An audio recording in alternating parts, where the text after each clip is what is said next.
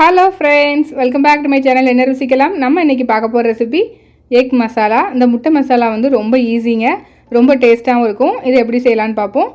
முட்டை ஒரு 4 முட்டை எடுத்துக்கலாம். பெரிய வெங்காயம் 1 கப்,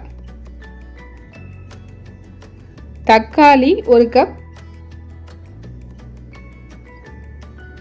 கொத்தமல்லி தழை 1 கப், புதினா 1/2 கப், மிளகுத்தூள் 1/2 டீஸ்பூன், கரம் மசாலா தூள் 2 டீஸ்பூன்,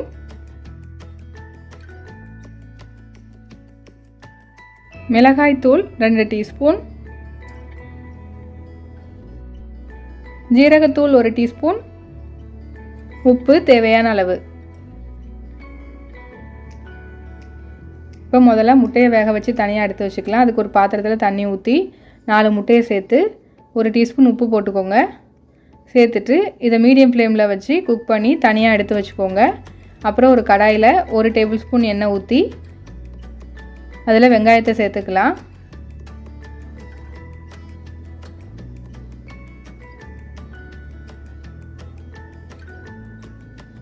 சேர்த்துட்டு நல்லா வதக்கிக்கோங்க. இந்த வெங்காயம் எல்லாம் ஒன்று ஒன்றா தனியாக பிரிஞ்சு வரும், அது வரைக்கும் நல்லா வதக்கிக்கோங்க.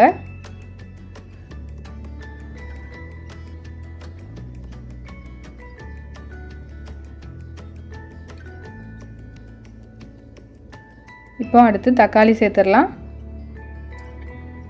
தக்காளி சேர்த்து கொஞ்சம் நல்லா வதக்கி விட்டுக்கோங்க. அப்புறம் தேவையான அளவு உப்பு சேர்த்துக்கோங்க. அப்புறம் மிளகாத்தூள் சேர்த்து நல்லா மிக்ஸ் பண்ணி விட்டுக்கோங்க. இந்த ரெசிபிக்கு நம்ம இஞ்சி பூண்டு விழுதி சேர்க்க போகிறது இல்லைங்க, ஆனாலும் ரொம்ப சூப்பராக இருக்கும். கண்டிப்பாக செஞ்சு பாருங்கள்.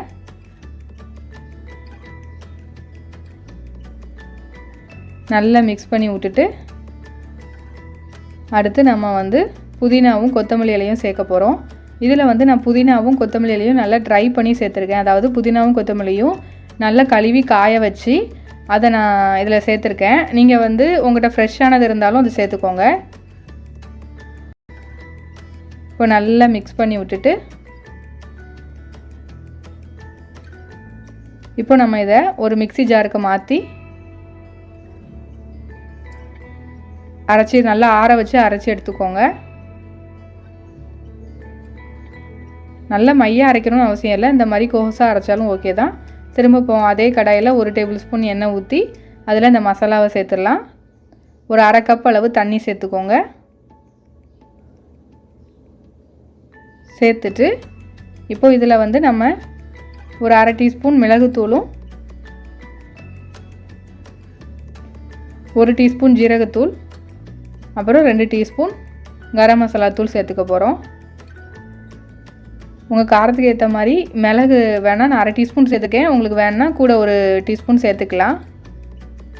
இப்போ நல்லா மிக்ஸ் பண்ணி விட்டு ஒரு 5 நிமிஷம் இப்படி மூடி வச்சு வேக வச்சு எடுத்துக்கோங்க. மீடியம் ஃப்ளேமில் வச்சு குக் பண்ணுங்கள், இல்லைன்னா அடி பிடிச்சிரும்.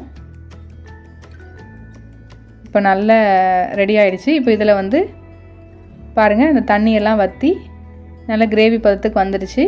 இப்போ நம்ம இதில் வந்து நம்ம வேக வச்சு எடுத்து வச்சுருக்க முட்டையை 2ஆக கட் பண்ணி இதில் சேர்த்துக்கலாம். இப்போது இதை மிக்ஸ் பண்ணணும். இதை மிக்ஸ் பண்ணும்போது நீங்கள் நார்மலாக மிக்ஸ் பண்ணுற மாதிரி மிக்ஸ் பண்ணிங்கன்னா அந்த முட்டையெல்லாம் உடஞ்சி எல்லோலாம் தனியாக அதாவது மஞ்சக்கருலாம் தனியாக வந்துடும். அதனால் நீங்கள் என்ன பண்ணுங்கள், இந்த மாதிரி ஒரு ஸ்பூனை வச்சு லைட்டாக மசாலாவை இந்த மாதிரி அது மேலே ஃபுல்லாக ஸ்ப்ரெட் பண்ணி விடுங்க.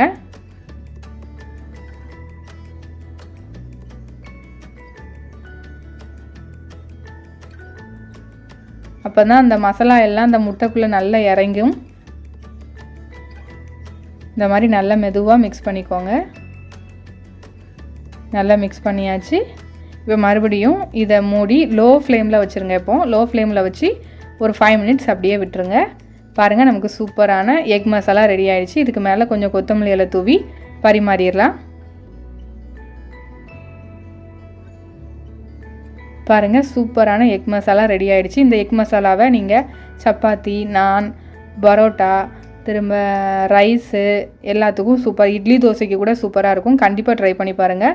ரசம் சாதத்துக்கு ரொம்ப சூப்பராக இருக்கும். கண்டிப்பாக ட்ரை பண்ணி பாருங்கள். இந்த ரெசிபி உங்களுக்கு பிடிச்சிருந்துச்சுன்னா லைக் பண்ணுங்கள், ஷேர் பண்ணுங்கள், கமெண்ட் பண்ணுங்கள். நம்ம என்ன ருசிக்கலாம் சேனலுக்கு சப்ஸ்கிரைப் பண்ணாதவங்க சப்ஸ்கிரைப் பண்ணி பக்கத்தில் உள்ள பெல் ஐக்கானை கிளிக் பண்ணி ஆளுங்கிற பட்டனை கிளிக் பண்ணிக்கோங்க. அப்போ தான் நம்மளோட ஃப்யூச்சர் ரெசிபீஸ்லாம் உங்கள் நோட்டிஃபிகேஷன் லிங்க்கில் வரும். Thank you friends.